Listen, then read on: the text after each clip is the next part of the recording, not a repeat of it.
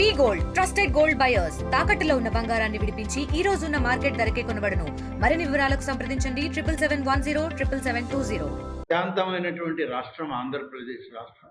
ఇవాళ నేను ప్రతిపక్ష నాయకుడిని అని చెప్పుకునేటువంటి వ్యక్తి నెల్లూరు జిల్లాకు వస్తున్నాడు.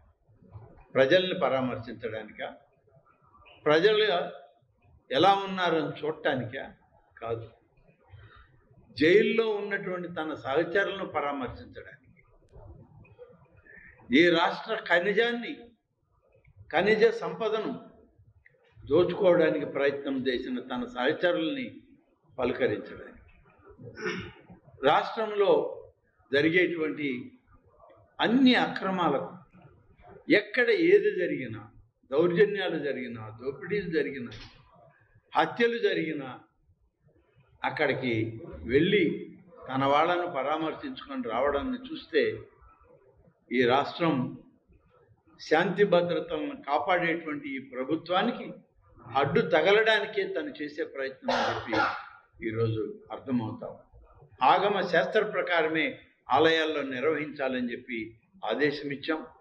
ధూపదీప నైవేద్యం ప్రకారం గతంలో 5,000 రూపాయలు ఇస్తున్నటువంటి ఆలయాల్ని సంఖ్యను పెంచి ఇవాళ 5,523 ఆలయాల్లో 10,000 రూపాయలు ధూపదీప నైవేద్యాలు ఇవ్వడానికి ఇవాళ ఏర్పాటు చేశాం. చిన్న ఆలయాల్లో, చిన్న గ్రామాల్లో కూడా పవిత్రత రావాలి అని చెప్పి ఈ కార్యక్రమం తలపెట్టాం. మేము వచ్చాక 206 ఆలయాల్లో పునర్నిర్మాణ కార్యక్రమాలను మొదలుపెట్టాం. ఇవాళ అన్ని పనులు కలిపి 998 పనులు ఈ దేవాదాయ శాఖలో పునర్నిర్మాణ కార్యక్రమాలకి 772 కోట్ల రూపాయలను వెచ్చించి ఇవాళ పనులు చేస్తూ ఉన్నాం. 489 పనులను పూర్తి చేశాం. ఇంకా 384 పనులు ప్రస్తుతం పనులు జరుగుతూ ఉన్నాయి. ఒక 125 ఇంకా మొదలు పెట్టాల్సింది ఉంది.